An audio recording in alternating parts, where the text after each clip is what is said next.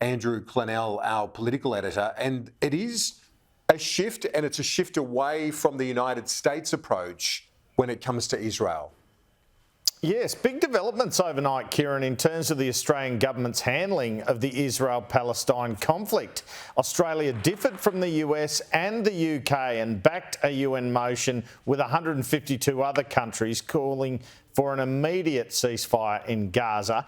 And Australia signed a statement with Canada and New Zealand calling for an immediate ceasefire. Well, Sky News can reveal that this statement was Australia's idea, and it was discussed at APEC between Prime Ministers Albanese and Trudeau. Here's what the letter from Prime Minister Albanese, Canada's Justin Trudeau, and New Zealand's Christopher Luxon says. We unequivocally condemn Hamas's terror attacks on Israel on October 7, the appalling loss of life and the heinous acts of violence perpetrated in those attacks, including sexual violence. We condemn Hamas's unacceptable treatment of hostages and call for the immediate and unconditional release of all remaining hostages. We recognise Israel's right to exist and right to defend itself. But, they said, in defending itself, Israel must respect international humanitarian law. Civilians and civilian infrastructure must be protected. We are alarmed at the diminishing safe space for civilians in Gaza. The price of defeating Hamas cannot be the continuous suffering of all Palestinian civilians. So they say in here there's no role for Hamas in the future governance of Gaza. But then they say we support Palestinians' right to self-determination. We oppose the forcible displacement of Palestinians from Gaza, the reoccupation of Gaza, any reduction in territory and any use of siege or blockade. Well, here's our Foreign Minister talking about this statement this morning. Australia shares the grave concerns that I have articulated previously about the dire humanitarian situation in Gaza. Human suffering is widespread and it is unacceptable. Australia continues to condemn the ongoing acts of terror by Hamas, its use of human shields, its use of civilian infrastructure to launch attacks on Israel. We again reiterate our demand, which is reflected in the resolution, that Hamas release all remaining hostages immediately and unconditionally. Australia has consistently affirmed Israel's right to defend itself, and in doing so we have said Israel must respect international humanitarian law. So once again, Sky News revealing this was Australia's idea, the Australian government's idea, this Australian, Canadian and New Zealand statement. Jason Clare, Ed Husick, Tony Burke, they've been arguing for a call for ceasefire in Cabinet. Jason Clare tweeted this statement this afternoon. Remember when Australia under Scott Morrison went it alone on a letter calling for an inquiry into the Chinese government and COVID, which got a whole bunch of sanctions put on Australia?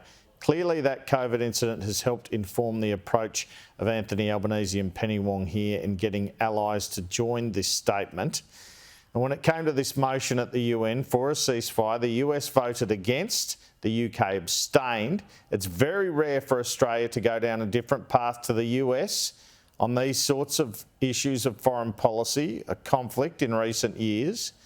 But even Joe Biden expressed concern overnight about Israel's present approach and how they might be losing the support of the rest of the world, saying this alongside Ukraine President Zelensky. We have made it clear to the Israelis, and they're aware, that the safety of innocent Palestinians is still of great concern.